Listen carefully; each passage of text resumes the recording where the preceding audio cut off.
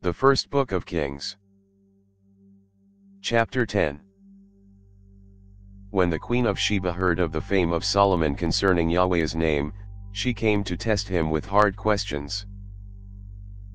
She came to Jerusalem with a very great caravan, with camels that bore spices, very much gold, and precious stones, and when she had come to Solomon, she talked with him about all that was in her heart. Solomon answered all her questions. There wasn't anything hidden from the king which he didn't tell her. When the Queen of Sheba had seen all the wisdom of Solomon, the house that he had built, the food of his table, the sitting of his servants, the attendance of his officials, their clothing, his cupbearers, and his ascent by which he went up to Yahweh's house, there was no more spirit in her. She said to the king, "It was a true report that I heard in my own land of your acts, and of your wisdom. However, I didn't believe the words until I came and my eyes had seen it. Behold, not even half was told me. Your wisdom and prosperity exceed the fame which I heard. Happy are your men, happy are these your servants, who stand continually before you, who hear your wisdom. Blessed is Yahweh your God, who delighted in you, to set you on the throne of Israel. Because Yahweh loved Israel forever, therefore he made you king, to do justice and righteousness." She gave the king 120 talents of gold, and a very great quantity of spices, and precious stones. Never again was there such an abundance of spices as these which the Queen of Sheba gave to King Solomon.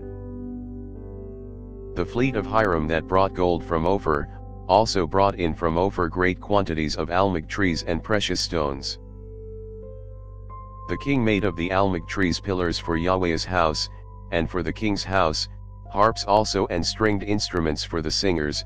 No such almug trees came or were seen, to this day. King Solomon gave to the Queen of Sheba all her desire, whatever she asked, in addition to that which Solomon gave her of his royal bounty. So she turned and went to her own land, she and her servants. Now the weight of gold that came to Solomon in 1 year was 666 talents of gold. In addition to that which the traders brought, and the traffic of the merchants, and of all the kings of the mixed people, and of the governors of the country. King Solomon made 200 bucklers of beaten gold, 600 shekels of gold went to one buckler. He made 300 shields of beaten gold, 3 minas of gold went to one shield, and the king put them in the house of the forest of Lebanon. Moreover, the king made a great throne of ivory, and overlaid it with the finest gold. There were 6 steps to the throne, and the top of the throne was round behind, and there were armrests on either side by the place of the seat, and 2 lions standing beside the armrests. 12 lions stood there on the one side and on the other on the 6 steps. Nothing like it was made in any kingdom. All King Solomon's drinking vessels were of gold, and all the vessels of the house of the forest of Lebanon were of pure gold. None were of silver, because it was considered of little value in the days of Solomon. For the king had a fleet of Tarshish at sea with Hiram's fleet. Once every 3 years the fleet of Tarshish came, bringing gold, silver, ivory, apes, and peacocks. So King Solomon exceeded all the kings of the earth in riches and in wisdom. All the earth sought the presence of Solomon, to hear his wisdom, which God had put in his heart.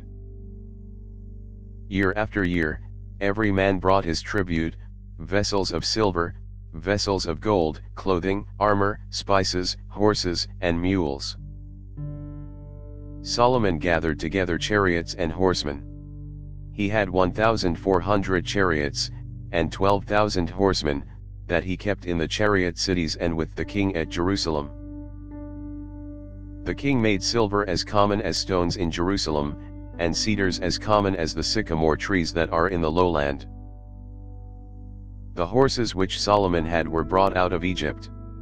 The king's merchants received them in droves, each drove at a price. A chariot came up and went out of Egypt for 600 shekels of silver, and a horse for 150 shekels, and so they exported them to all the kings of the Hittites, and to the kings of Syria. Thanks for listening. If you liked our video, give us a thumbs up and subscribe, it really helps.